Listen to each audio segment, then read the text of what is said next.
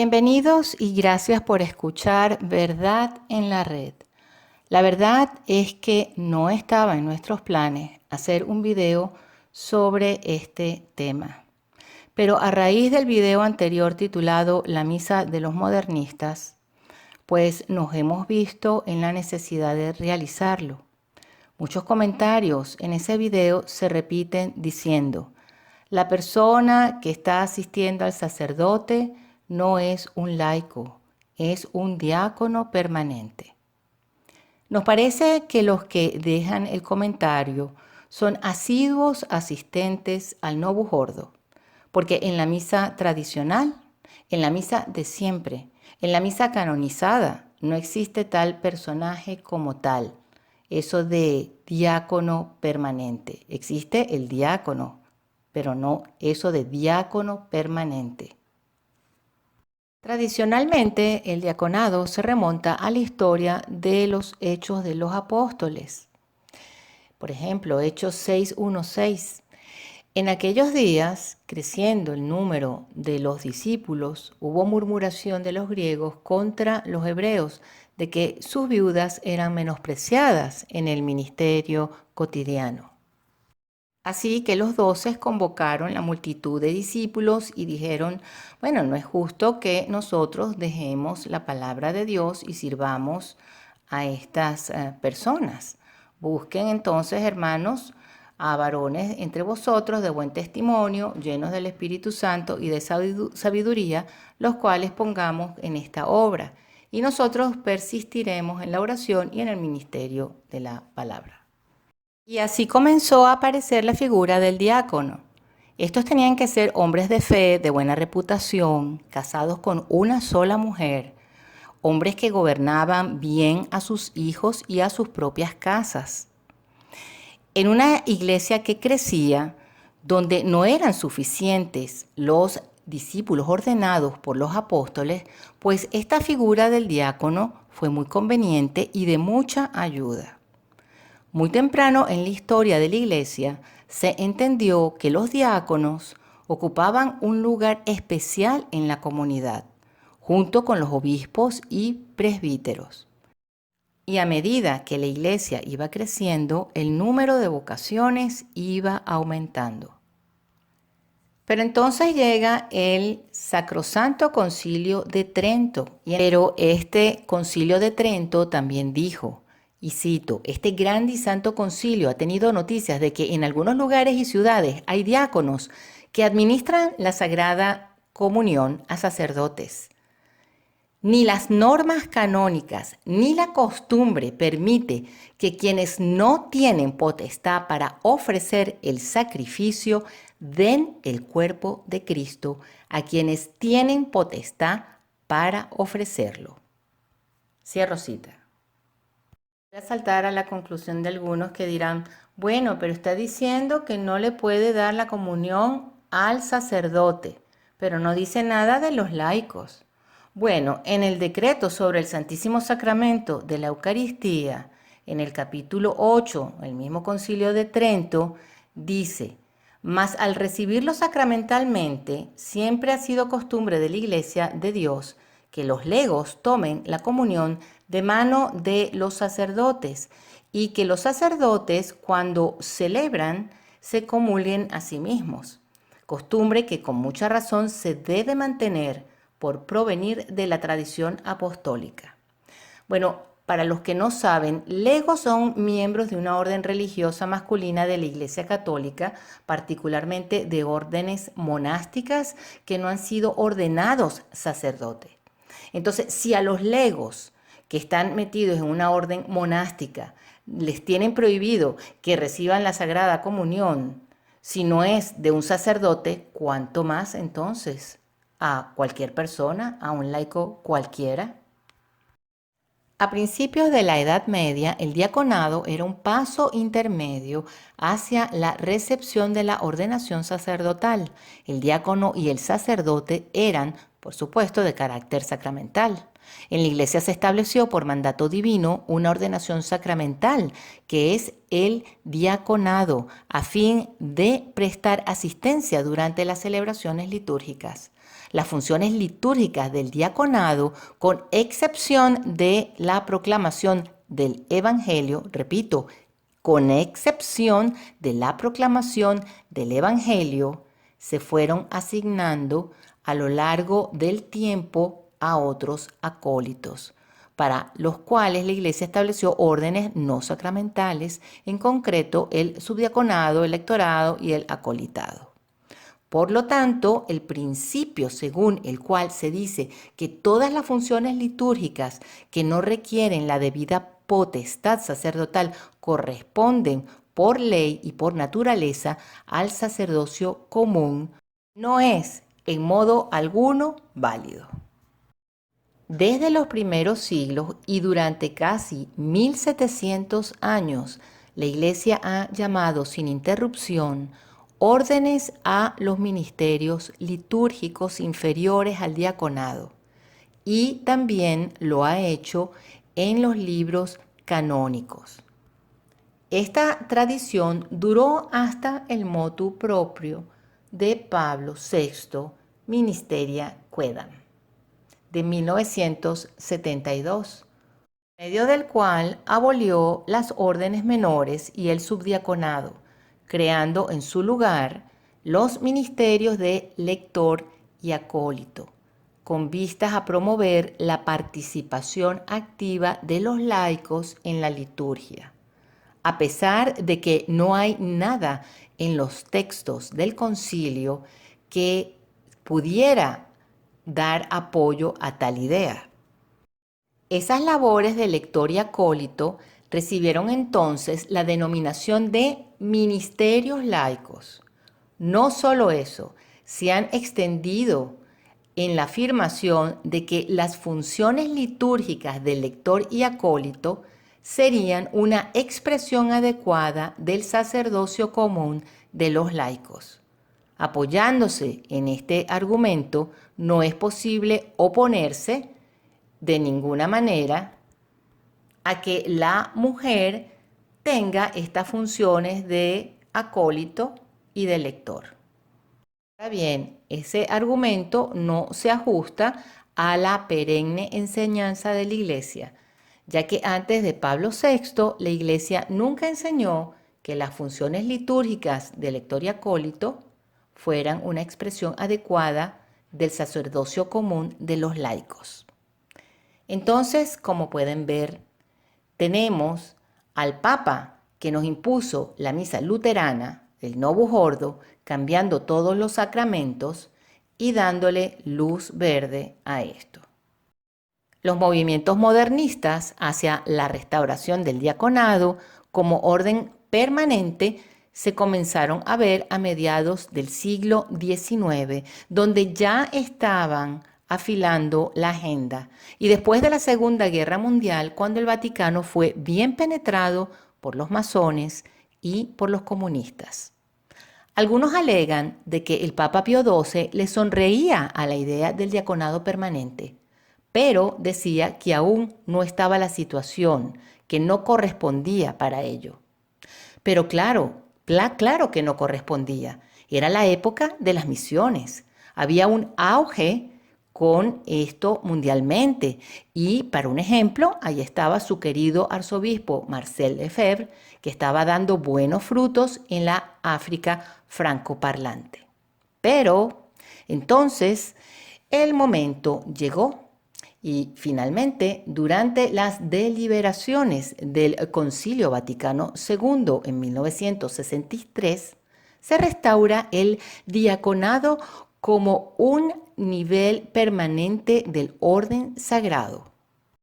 En junio de 1967, el Papa Pablo VI implementó este decreto del concilio cuando publicó la Carta Apostólica Diaconatus Ordinem, en la que restableció el diaconado permanente en la Iglesia Latina. Es bueno saber que el padre Karl Rahner, sacerdote jesuita, uno de los que perteneció al equipo de los demoledores de la fe, encabezó la campaña para incluir el diaconado permanente en la agenda del Vaticano II.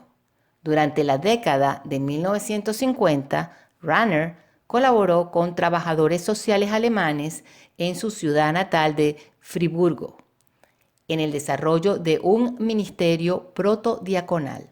Más tarde aprovechó su posición como perito en la Comisión Preparatoria de Disciplina de los Sacramentos del Vaticano II para convertirse en la fuerza impulsora de la inclusión del diaconado permanente en el esquema de Lumen Gentium.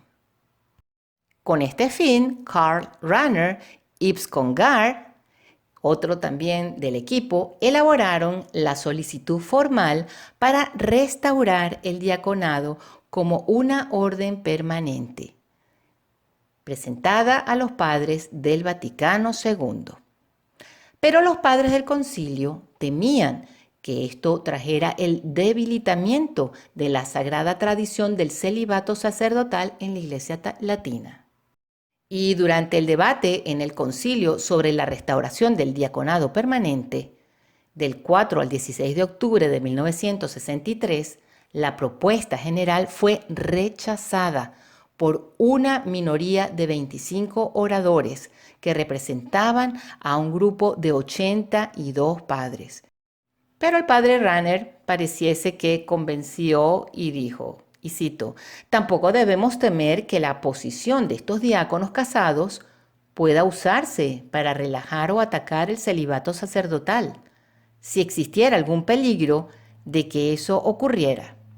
Además, ninguno de los fieles en la Iglesia latina tiene ninguna dificultad para ver que el celibato tiene una afinidad especial con el sacerdocio como tal y ciertamente distinguen el deber y la dignidad de los diáconos tan claramente de los deberes y la dignidad del sacerdote que ellos tampoco tienen la sensación de que si los diáconos se casaran, entonces a los sacerdotes también se les debería permitir casarse.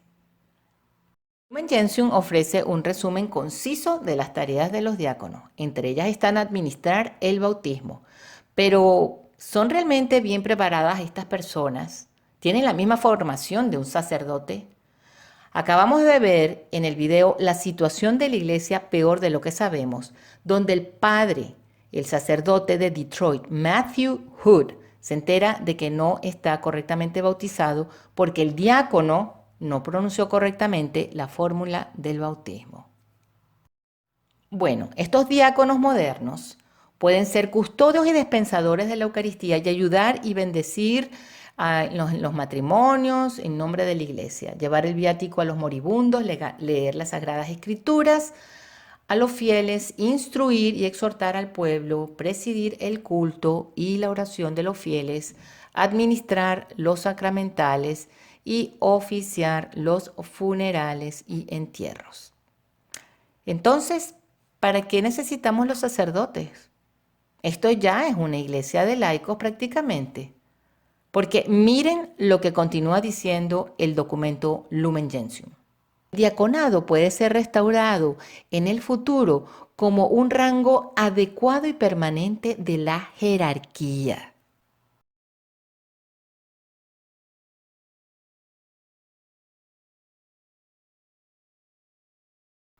Pablo VI estableció formalmente normas para restaurar el diaconado permanente en su motu proprio Sacrum Diaconatus Ordinem de 1967. Desde el principio, el Papa reconoció que un diaconado permanente restaurado no necesariamente sería aceptado por toda la Iglesia latina. Sabemos que después del Segundo Concilio de Vaticano cambiaron todos los sacramentos. Entonces, ¿cómo podemos los que queremos restaurar todo en Cristo referirnos a estos laicos? ¿Cómo podemos referirnos a ellos como diáconos si ni siquiera tienen una preparación profunda? Aunque me van a saltar por allí y van a decir, claro que sí. No, no es lo mismo que un sacerdote. El Vaticano II fomentó la necesidad de esto y ahora lo implementa. Esa es una excusa que tienen para apoyar lo que ellos implementaron antes. Como hemos visto, con la escasez de vocaciones, pues estos diáconos permanentes florecieron y florecerán aún más. Y es por eso que muchos de ustedes se asombran cuando uno se refiere a ellos como simples laicos. Antes de Pablo VI, la Iglesia nunca enseñó que las funciones litúrgicas de lector y acólito fueran una expresión adecuada del sacerdocio común de los laicos.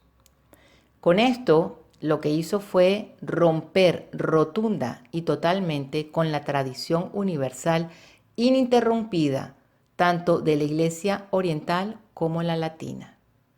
Ahora, como mencioné antes, el Papa Francisco ha modificado el canon 230, sección 1 del derecho canónico actual, mediante su motu proprio Spiritus Domini, permitiendo con ello que las mujeres puedan acceder a los ministerios instituidos de lectorado y acolitado. De todos modos, esa ruptura con la tradición universal ininterrumpida de la Iglesia que Francisco ha instituido jurídicamente, ya la llevaron a cabo o toleraron en la práctica sus predecesores Pablo VI, Juan Pablo II y Benedicto XVI. Otra consecuencia lógica será que se proponga formalmente pedir el diaconado sacramental femenino. Después, los que están reclamando de que este señor es un diácono y no un laico, que no nos podemos referir a él como laico, no se quejen, puesto de que el Papa Benedicto XVI ya dijo que el diácono carece de potestad para actuar en persona Christi Capitis, por no estar ordenado al sacerdocio, sino al ministerio. Entonces, como es el ministerio el que determina el diaconado, pues entonces la mujer tiene derecho a ese ministerio. Hay un artículo muy bueno que se los recomendamos en la página Adelante la Fe, escrito por el padre Alfonso Gálvez. Les voy a leer un pedacito de lo que dice el artículo. Y dice, de un lado está el hecho innegable de que el modernismo actúa en la Iglesia utilizando dos importantes instrumentos. El factor tiempo, sabia y pacientemente dosificado. Por otra parte, la mentira, siempre envuelta a su vez en el ropaje de un falso lenguaje y de unas pretendidas buenas intenciones ecuménicas, de comprensión, misericordia, de conseguir un cristianismo más adaptado al mundo, etc. De otro lado, hay que contar con la triste circunstancia de que la gran masa del pueblo cristiano ha hecho su opción por la mentira y se ha decidido por un cristianismo abierto al mundo, que es lo mismo que decir más mundano. Por otra parte, es indudable que al modernismo le urgía la necesidad de acabar con el sacerdocio católico, para lo cual era importante el necesario paso previo de la supresión del celibato. Por eso era necesario, teniendo en cuenta también todo el conjunto de sus propósitos, fabricar toda una urdimbre de instituciones y costumbres nuevas, vaciando o desacreditando las antiguas, difundiendo entre los fieles la creencia en la necesidad de adaptar el cristianismo a las nuevas necesidades, diluyendo la fe en la tradición, desacreditando a la jerarquía, etcétera, etcétera.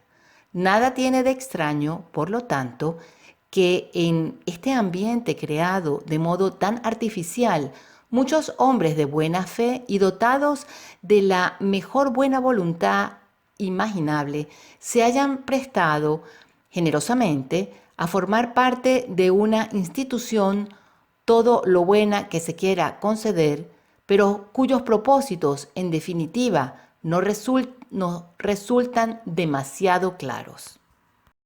Quienes fácilmente se dejan conducir por sus impulsos sin preocuparse de discernir lo conveniente de lo falso ni de buscar seriamente la verdad, deberían tener en cuenta la grave advertencia formulada por el apóstol San Pablo en la segunda carta a los tesalonicenses, en la que avisa que Dios envía un espíritu seductor para que acaben creyendo en la mentira y sean finalmente condenados todos aquellos que no creyeron en la verdad por haberse dejado llevar por su complacencia en lo injusto, incluso cuando a veces se presente bajo la etiqueta de lo bueno. De ahí que equivocarse de buena fe en un asunto tan grave como es la de la salvación no es suficiente en modo alguno para apartar del camino de la perdición eterna. Esto lo escribió el reverendo padre Alfonso Gálvez, que Dios lo tenga en su gloria. Bueno, sin más que decir, que Dios nos bendiga y hasta la próxima.